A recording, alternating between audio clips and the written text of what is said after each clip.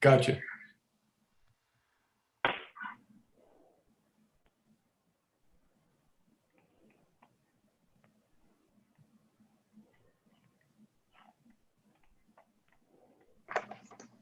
Okay.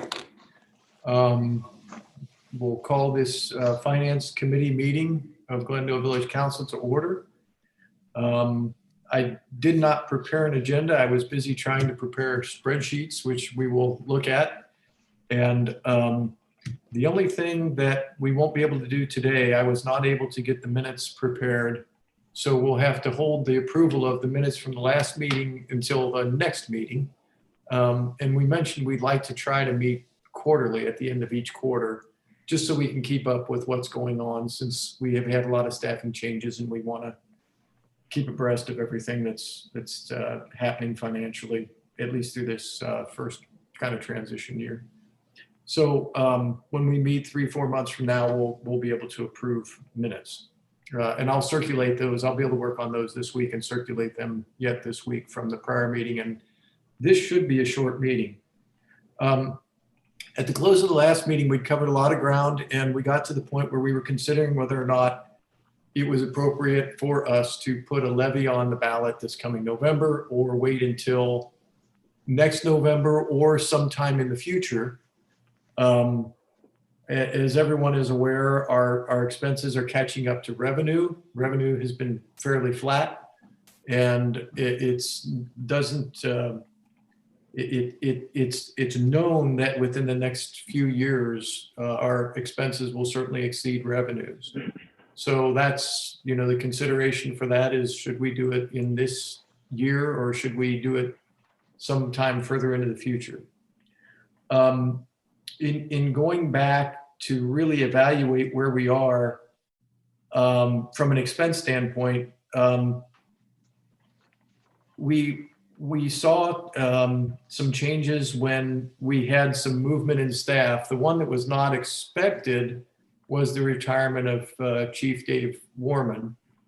And David had been working on projections for the rest of the year and was able to finally put some things together between the last meeting and this one. And that was partially why we waited to consider whether or not we want to try to increase revenue until we got to this meeting, so we'd have more information. The discussion was great. David put some spreadsheets together, and things look very positive for the village with some of the moves that have occurred. You received a spreadsheet from me late this afternoon. It took a while to get this distilled down into information that could actually be useful in a meeting. Support documentation is available, but it's quite detailed and it has a lot of information in it. I think what we have that we can share on these spreadsheets will provide everyone the information they need to take a high-level view of where the village is, expense to revenue, and what's coming in the future. So are there any questions at this point, or can we go into this work that David and I have done over the past few days? No question here. None? Wait, I've just got a point. David, when you and Mike worked on this, did you take into consideration the unexpected repairs to the fire truck? We can talk about that, Nancy, as a separate piece. Okay, fine. Okay. Yep. I would prefer, if we're doing long-range planning, to leave isolated kind of one-off incidents, out of that. We have contingencies to deal with that. We have maintenance budgets to deal with it. Fine. I didn't see that as long range. That's fine. Our work was focused mainly around wages and benefits rather than maintenance and those sorts of things. But I do want to touch on that before we leave the meeting. You've all received this spreadsheet that was sent out. David, I don't know if we can put that on the screen or not. The one you've sent? Yes. Yes. Oh, that is not what I wanted. This is what I wanted. 1 second. Okay. Take your time.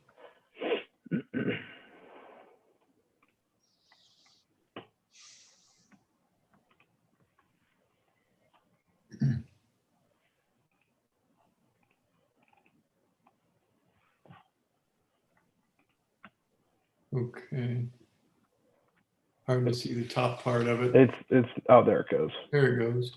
Yeah, I scanned it and probably would have done better to forward it, but it was created on another computer on a laptop and I had trouble getting it connected up. So I just printed it and scanned it. All right. So what we're looking at is a comparison of the 2021 budget to our current 2021 projection, given a lot of compensation changes, and then an attempt at a 2022 budget, given some of the lasting effects of some of these changes, and some other going forward considerations. So you recall from the last meeting, at on the last row of 2021 budget column, we were projecting a roughly $37,000 deficit. And within that number is a contingency of $25,000. So really, without the contingency, which we always put in because we always run into things throughout the year and we want to have monies available, without the contingency, our net deficit is 12,000, call it 12,500. There were further compensation adjustments that David could identify, and they come mainly from two sources. One of the main sources is the police department, Chief Foreman retiring, and some other changes there. It's not strictly just Chief Foreman, but there were changes in the police department. There were also some realized savings within the administrative department, and just to try to make it as simple as possible. We knew we had to do some hiring and some moving around of staff. There was an assumption for some time that we might hire a new bookkeeper. I think David and others made the decision to put Sally more in a role similar to that, and then have the new hire come in as more of an entry level. So we realized some savings in that area. And those are the main areas where we realized savings. So our adjusted expenses for this year, 2021, will actually be what you see there, 2,505,000, call it 506. And our net at the end is a 47,000 surplus, which is fantastic. And I credit all those in the admin office and in the police department and everybody who's worked to try to manage better to budget, which I always prefer to manage to budget than to have to look for revenue increases. So you layer on the contingency, and we have a $22,000 versus a $37,000 loss. We have a $22,000 surplus. We'll have to talk about the contingency more towards the end of the meeting because there are some items that have come up, as Nancy alluded to earlier. Then looking at 2022, we basically took our adjusted expenses, added a 2% increase, which has been our average over the past several years. And we have a little bit of confidence there, given the work that was done with the salaried or with the staff moving around. We've got a pretty good feel for where people will probably end up in 2022 based on all the changes made and where they are now. And of course, compensation makes up the biggest part of our budget. So we feel pretty good about that number, even though it's just a very rough, $50,000. We feel pretty good about that number. There were some other compensation adjustments that will eventually carry over into the 2022 year, just because of timing. And there's probably better than 7,000 and 3,000, but that's the numbers we chose to use at this moment just to be as conservative as possible. We don't want to overstate what can be done and get ourselves into trouble. But you can see that net result now for 2022 is a very small surplus of 7,000. And then if we add on contingency, it goes to a negative 17,000. We may or may not use contingency. We always add it, but this is, again, a fairly high level of confidence that this is where we'll probably land. There are other potential things that could go our way in 2022.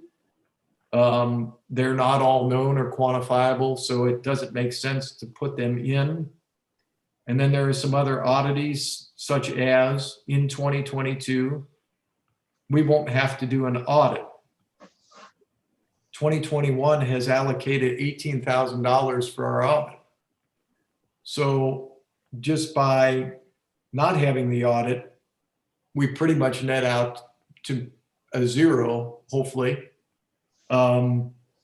The reason I'm not including that is it kind of gives you a false sense of security for then the outlying years, because you're going to have to do an audit every other year. So in 2023, we would have it, albeit it will be less. The new software that David intends to get from the state of Ohio will mean less time for the auditors and a pretty significant savings. We might only spend 10,000 instead, because it will just simplify the work for the auditors, and then therein time is money. Those are just some of the basics. There are a couple of other things to consider, but just for the spreadsheet itself, are there any questions about how we arrived at some of these figures, or just questions in general? I has a question regarding the enterprise role in this, Mike. Mm-hmm. The enterprise pays about 30% of the administrative salaries. Yes. Is that 30% reflected in the savings? Because it's not a savings of 50,000, or in this case, what, 55,000. Some part of that is actually already covered by the enterprise. Well, everything that is here is what compensation is applied to general fund. I can answer. So it's not. It's the actual monies that come out of general fund for compensation, exclusive of that which is allocated to enterprise. Enterprise is not included in this, and not that 30% is not included here. Okay. Correct. Okay. So enterprise should also see a reduction in charges that were currently coming from general to enterprise based on this spreadsheet then. It is possible they might see a reduction in charges similar to 3,800 and 1,000, and then 3,000. A good portion of the 55 is pretty much the police and changes that we anticipate there. Yeah. So for the police, what are your all's thoughts on the resource officer cost, or how is that reflected, or? That is not yet, and that's one of the other items we need to discuss. Looking for now, just for the spreadsheet itself. So we'll pin that one for a minute, Mike, and know that we do have to come back and address that. Okay. Yeah, let me just say that's on me and Chief, soon to be Chief Walsh. I've asked him to come up with a plan to manage the SRO program. And until I see what he comes back with in terms of cost, we're going forward on the assumption that it's going to be what it is. But we've talked about some ways that it might be, the cost might be reduced, and we will see if that's feasible when he gives me his plan. Okay, just so it's an apples to apples comparison, assuming that the support for the resource officer in 22 will be identical of what it is in 21 then. It might be better said that the 2022 projection does not reflect the reduction in funding of the grant monies. In other words, I've said what needs to be said. I don't need to say it again.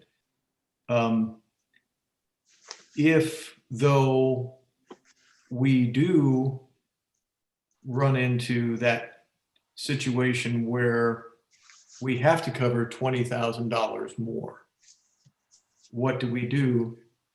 In this scenario, it would be either from reserves, or by some chance we don't use any contingency, or you chalk it up to no audit, or there is a carry forward balance coming from 2021.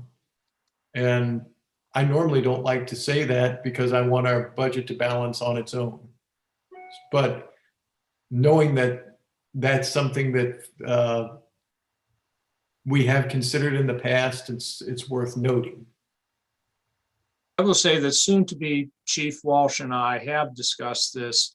I am optimistic that we will be able to cover a significant part of the reduced funding on the budget. And so I think the way we've presented it here is a fair presentation of what's going to happen.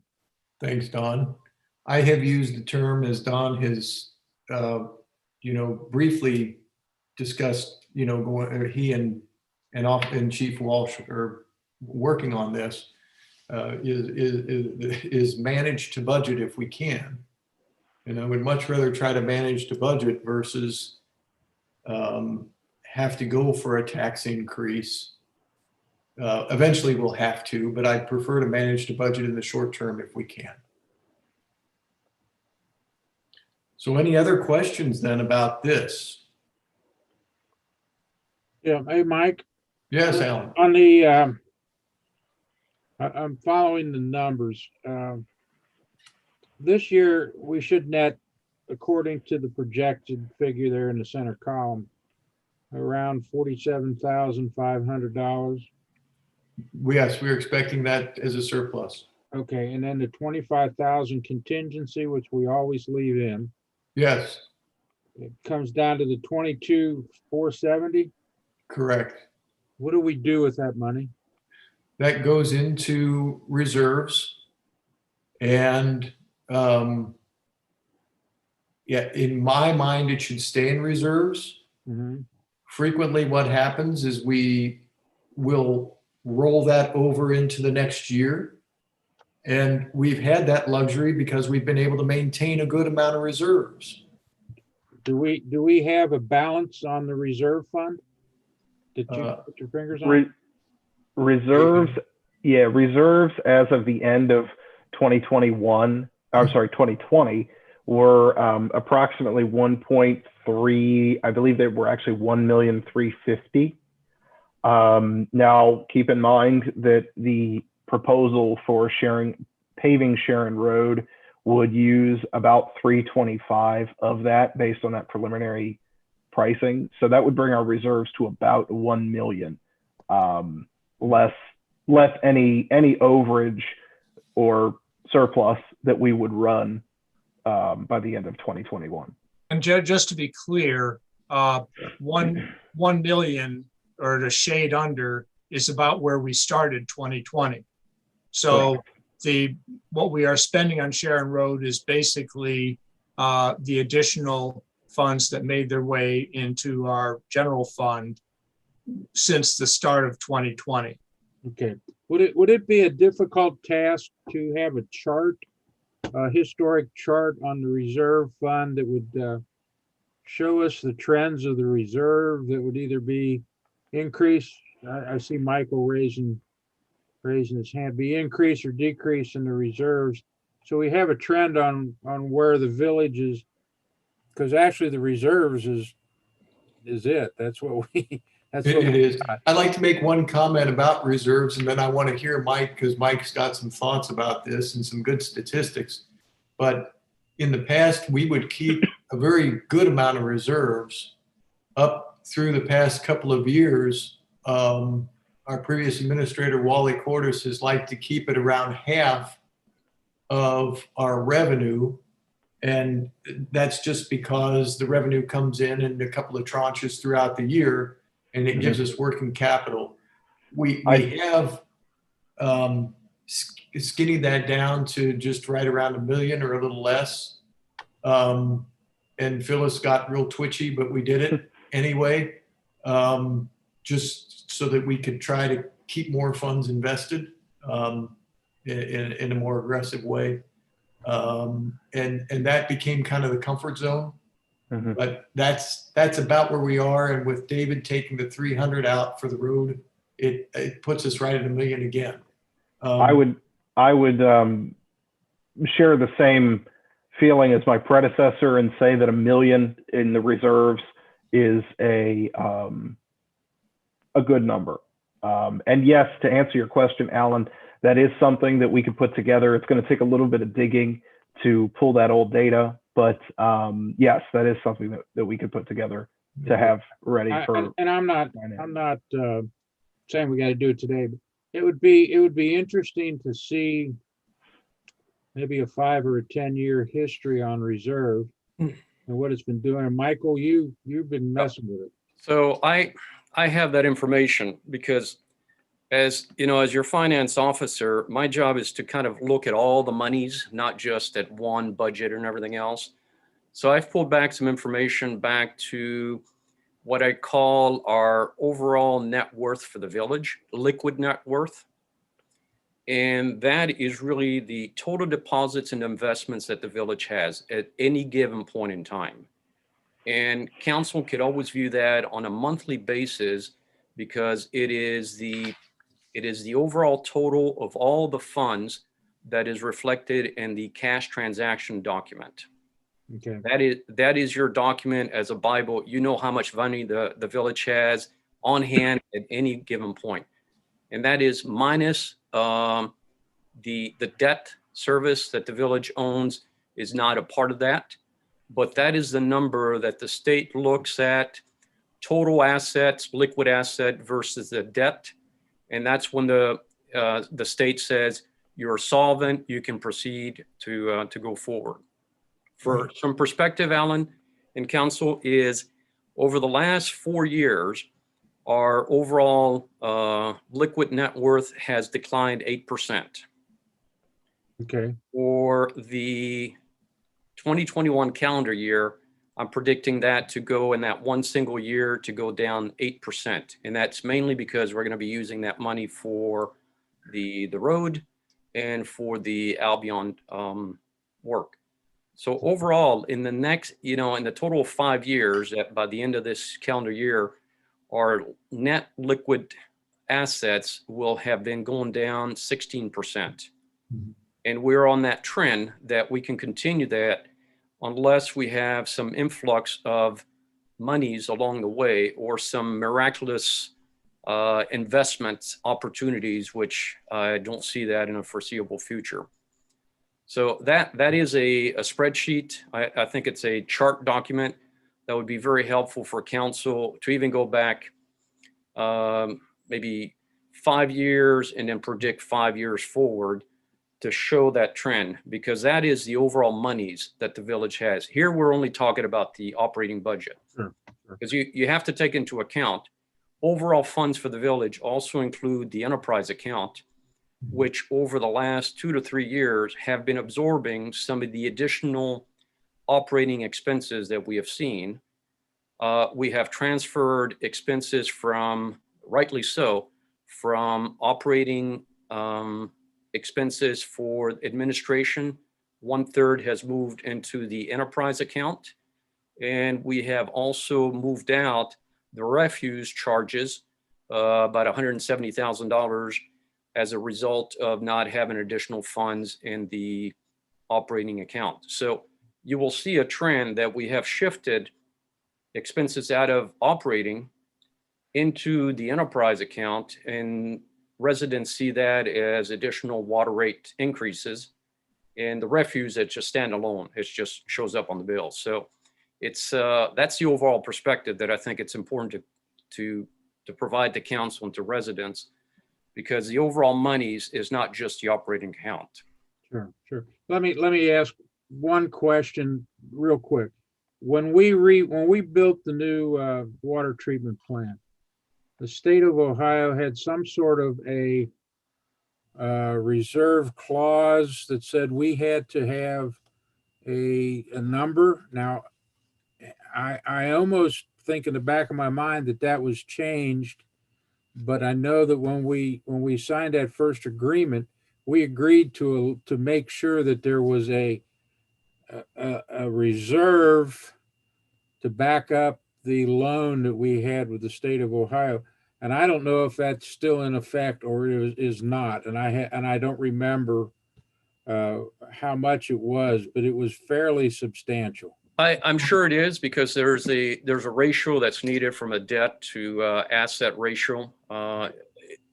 Glendale is well within that ratio. I can't give you that number right now. It's a But, debt to asset no. or debt to equity? Debt And I to think equity, you yeah. and David So are we're in fine shape, and that's I why know it. we're able to obtain loans, and we'll continue to be doing that for some time. Well, and do we not, is 2022 when we pay off the water treatment plant? It is. That's when we pay off the So we've re- only got a couple more payments.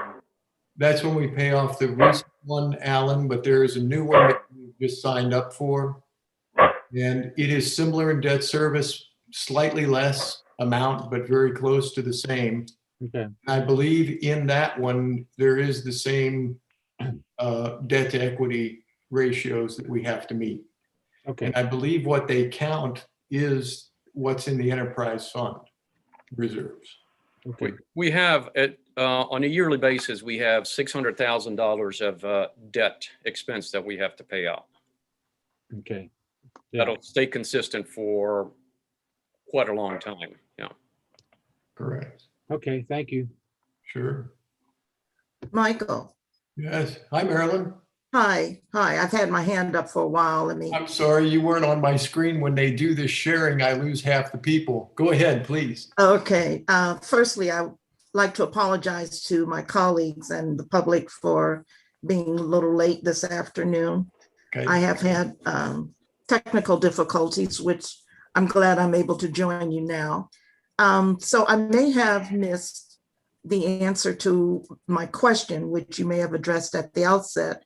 But at our last council meeting, I had, Finance Committee meeting, I had requested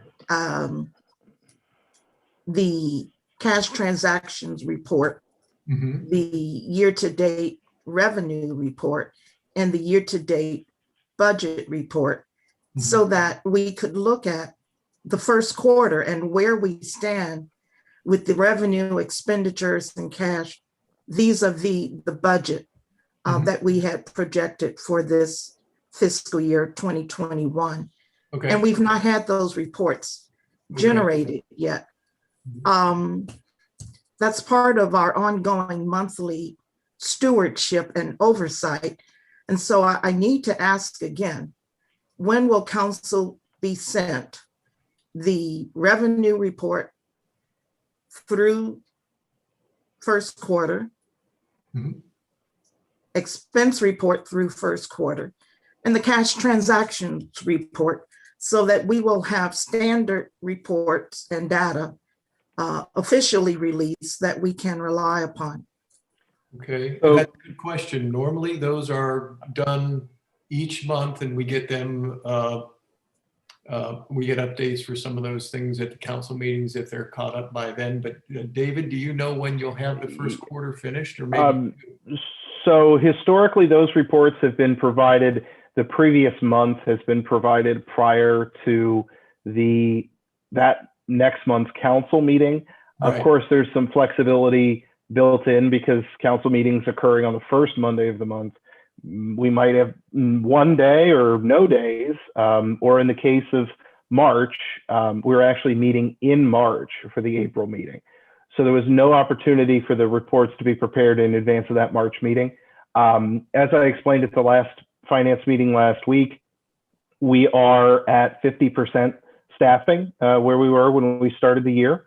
So preparation of those reports is a substantial undertaking and takes time to put that data together and to put it out to council, which is why council historically receives those monthly prior to council meetings. So those reports will be prepared as soon as possible, but will absolutely be available prior to the May 3rd meeting. I'd like to re-emphasize and restate the importance of those reports because they are the official reports that council receives. And they are part of our stewardship and our responsibility and oversight. And when the village is audited, we're held to make statements regarding our access to these kinds of routine reports. And I'd like to be able to receive them and report something positively. So I'd like to elevate the importance of our receiving the reports for first quarter fiscal year before this next council meeting. We're looking at the 2021 budget for revenue and 2021 budget for expense. And yet we have no report showing where we are, revenue versus budget to date, expense versus that budgeted to date. And so it's hard to reach some kind of conclusions. Thank you. So to follow up on that, pertaining to the audit specifically, that we have historically provided those reports in advance of the council meeting, usually the Friday when the packet goes out, and has never presented an issue for us with the auditors on the every 2-year audit.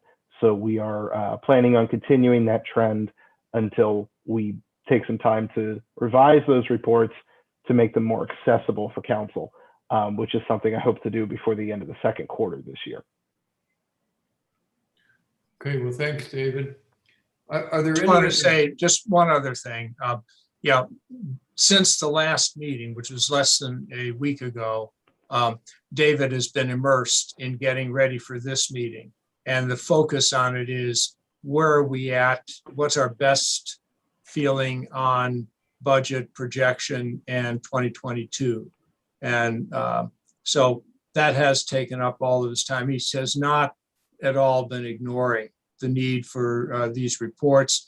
I'll tell you the truth, I miss them too, and I'm looking forward to getting them for the May 3rd meeting, and then in the future, where it's feasible, getting them on a month to, on the previous month to beginning of the year basis. And I know that's going to happen when we get our when we're up to full staffing. That will happen on May 3rd, actually. Speaking of staffing, I've heard a resident comment that we have an additional staff person in the village office. Can someone comment on that? Certainly. So we have hired a new administrative clerk, will be his title. His name is Spencer Hawkins. He comes to us as a recent graduate of Miami University, Hamilton. He is looking to actually begin his career in local government. So he was a very, very good fit for what is an entry-level position with the village.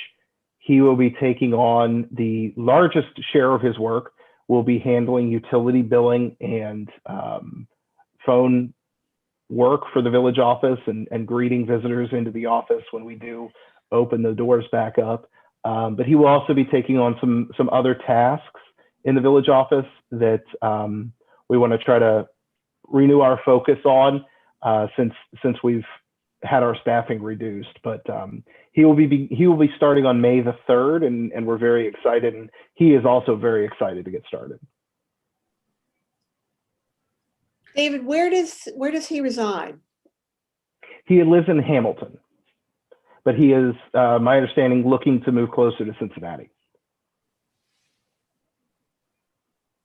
Okay. All right. Well, let's come back to finance then for a minute.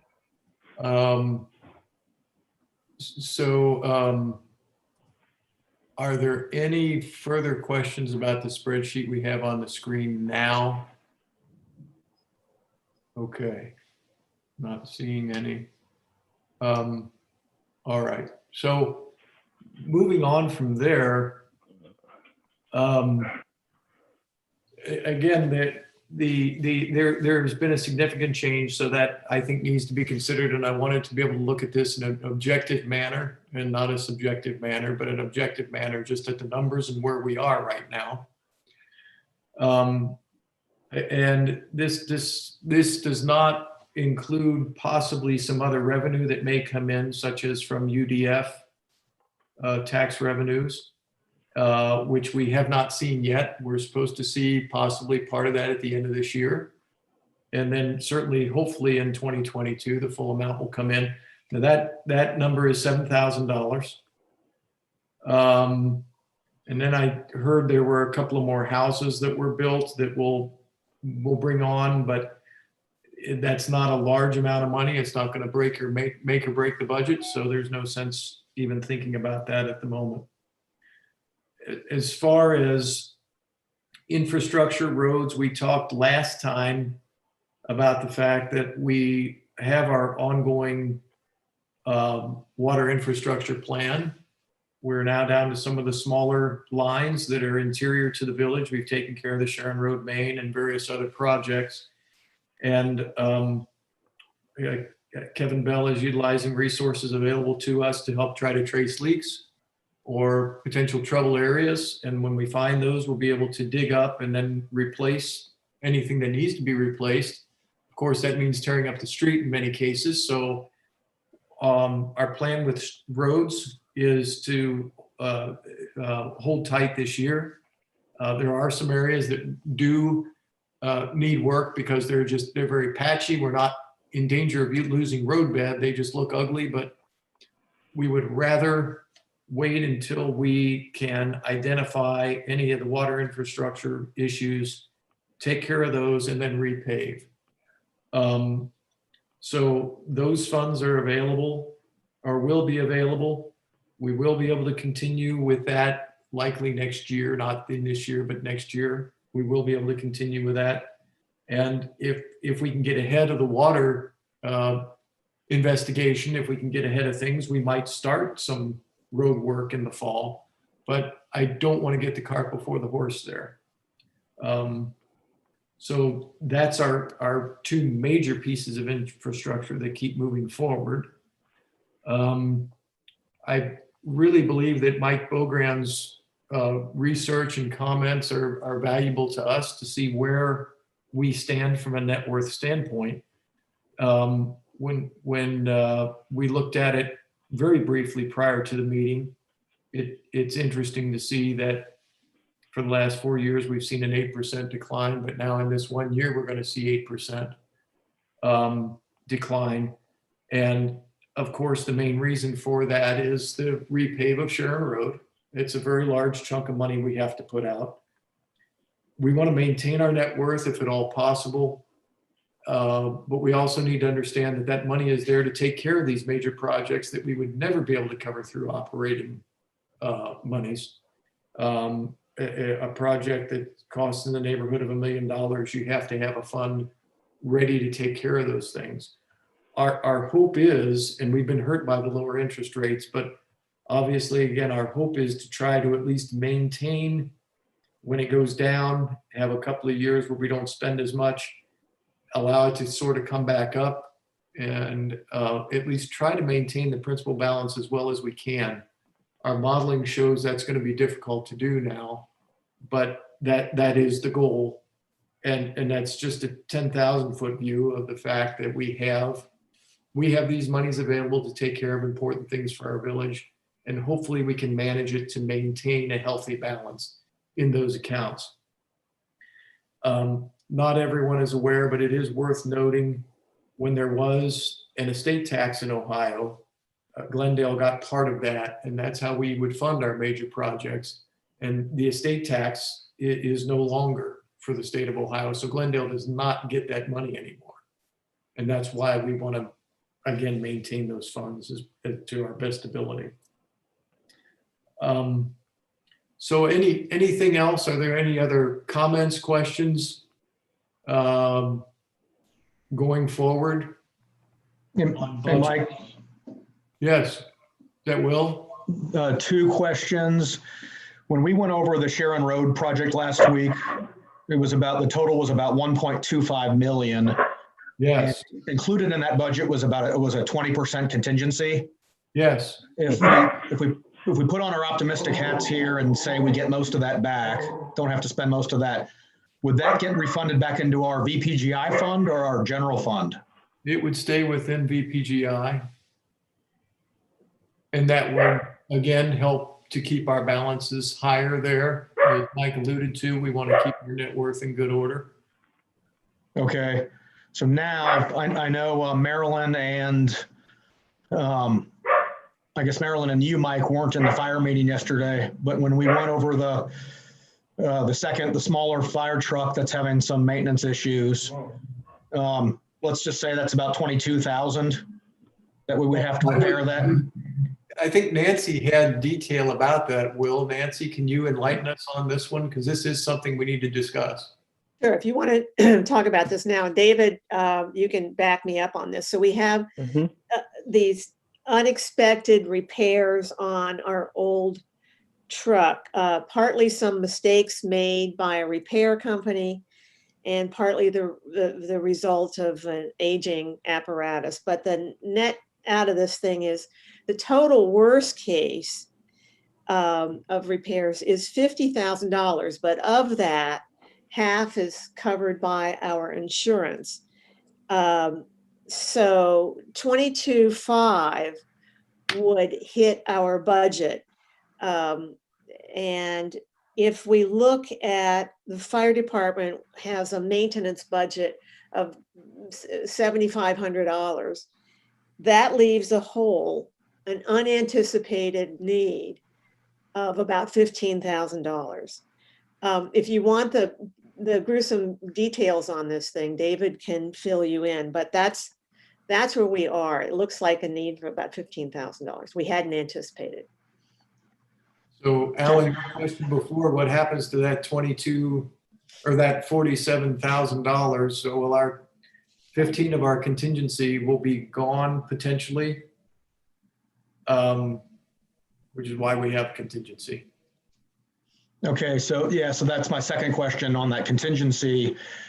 If we, worst case, I know we talked about lawsuits and whatnot, but just now take worst case, if we had to spend 15 from the contingency, and if that truck is only good as as BJ, the assistant chief, said yesterday, if that truck's only good for a couple more years, wouldn't it make more sense to buy a used truck, retire that one, and then pull the used out of, pull the funds for the used one out of VPGI, and then hope that VPGI gets replenished from not having a contingency on Sharon Road. So therefore, you're not really hitting the general budget. You're not hitting this contingency for the general budget. You're I have no idea what a used truck would cost.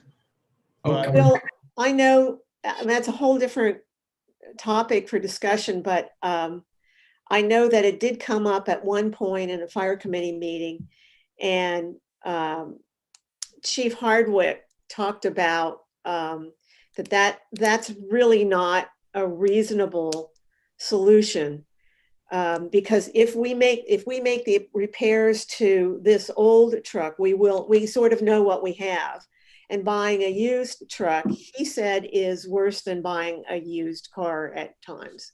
So for reliability and for the safety factors. So that's a whole different issue that I don't know if we want to, Mike Bessel, if you want to take on today. Yeah, that would be a challenge to take it on today. But I think that's worth thinking about, of course, Will. There are a lot of timing issues and questions that would need to be answered, for that. But I'm glad to hear that we're thinking forward a little bit as to what other things we might be able to do. Mike, excuse me, the key to this whole thing also is if we get this grant that we've applied for, it will pay a significant portion of a new pumper. Okay. So, when and do we that we know just that- have, we sort of have to cool our jets until September, Okay. the latest. I understand. Okay. So let's move on from that point. Mike, Yes, yeah, ma'am. real quickly, I just want to clear up what Will was saying. I was not at that fire committee meeting yesterday and just didn't want that hanging out there. Thank you. Also, I just wanted to remind those of us who've been on council for the last 4 or 5 years or so, that questions around buying buying a new truck versus versus refurbishing our fire truck versus repairing it for the short term have come up before, and we may want to revisit that conversation. Okay. Thank you for that. Thank you. All right. So we're coming up close to an hour, and I know Will has a hard stop at 5:30. So I think we've presented what can potentially be done in 21 and 22, and the big things that follow on after those years is, of course, what increase would there be? You can anticipate in the coming years. You can anticipate at least a $50,000 increase per year. And then there's the question of the SRO officer. Now, I'd like to put the SRO officer question aside, since Don is going to meet and Officer Walsh is coming up with a plan for that. And I'd like to wait until they can tell us factually the dollars and cents around managing that. And council can decide what to do with it once we have that information. Right now, I'll just tee this up by, the idea is, do we need to put a levy on the ballot in November, this November? Right now, what I can see objectively from the numbers, 2022 does not need additional funding. The amount of funding necessary going forward from that depends on what type of increases and how well we can manage the budget in those years.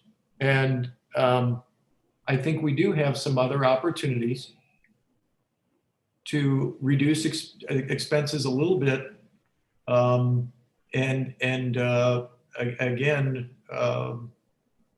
try to manage the budget, but it's premature to even know what amounts might be needed past 2022. We can guess, but I guess, but at this point, I'd like to hear from everybody where they stand on this. Mike, I'll jump quickly on this one. Given your ultra conservative views on these things, which guides me, I think we're wise to look at a levy November 22, not this year, for a number of reasons, not the least of which is that we can balance 2022, but we are now at this moment 6 months to November, and assuming 3 reads on this, that takes us to 4 months to gather data from the county, to develop the facts and talking points, and design and execute a serious fact-based communications plan. We just don't have the time. Mhm. We don't have the need to begin with right now, but we don't have the time. That's agree with that. my suggestion. Thanks, Nancy. Anyone else want to offer an opinion? I'll just make it easy. I completely agree with Nancy. I second that. Will. Amazing. Alan, Jeff, Marilyn? Can you hear me now? Yeah. Yeah, I'm usually one that doesn't put things off.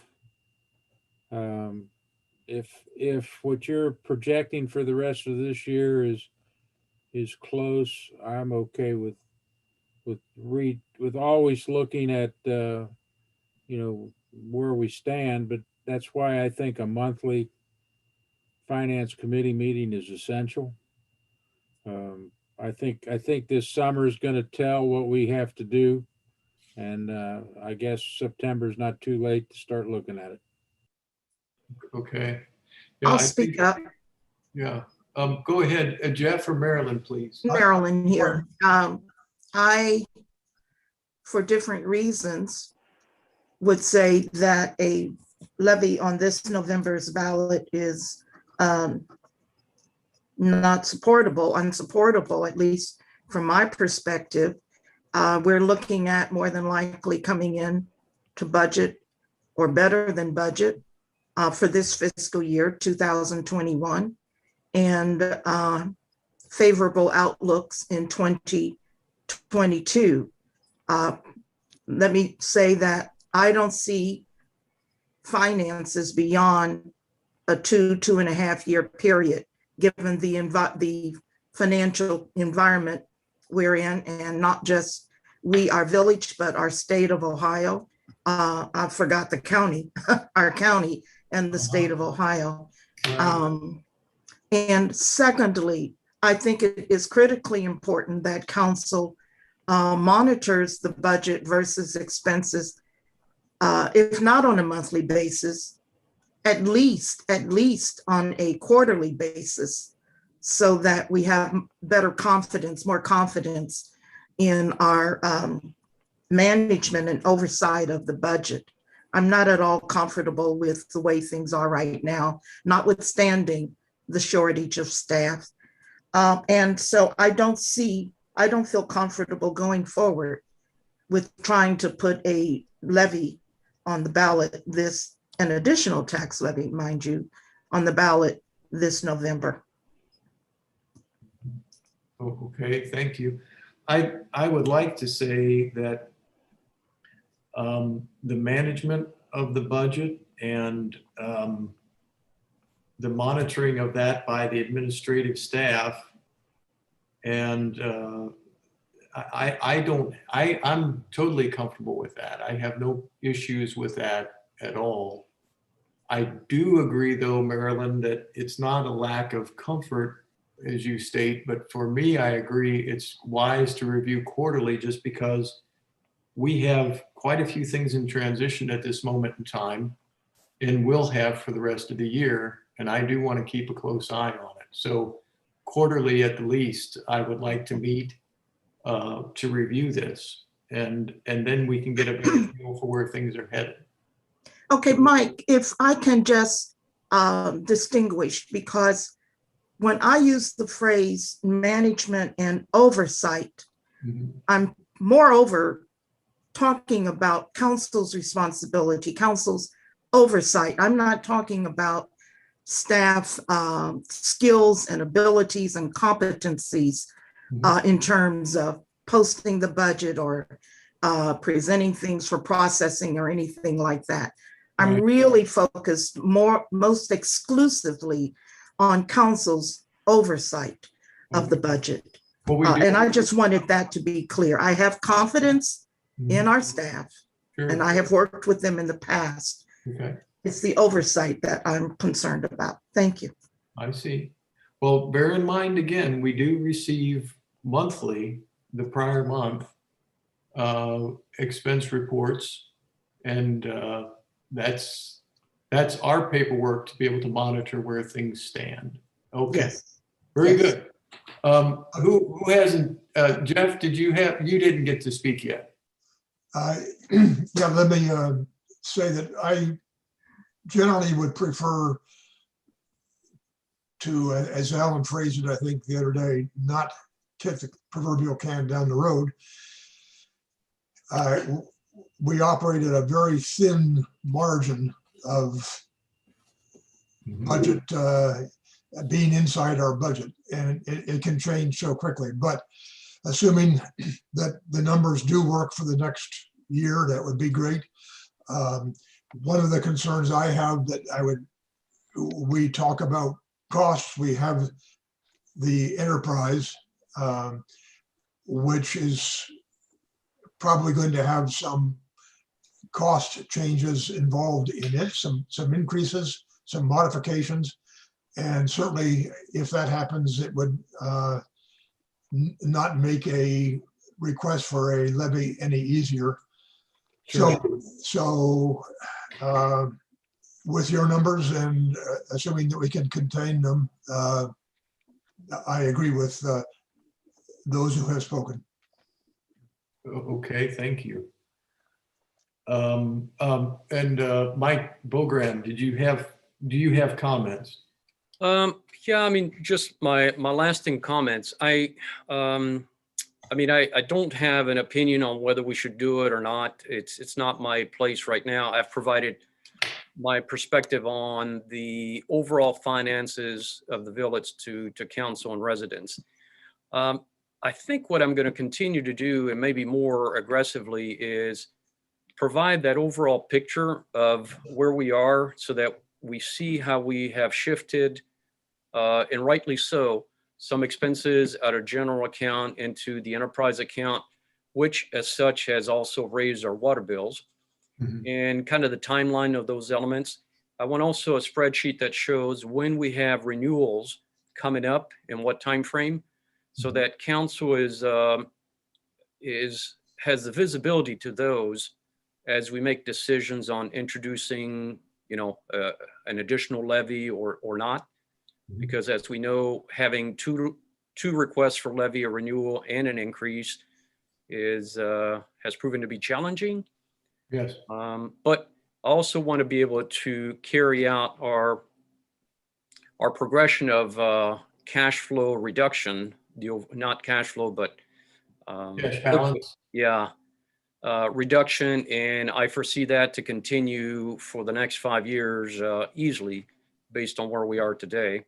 Mhm. And rightly so, because we have to use money that we have to address the needs of the community and at least maintain a status quo to a certain extent. So Right.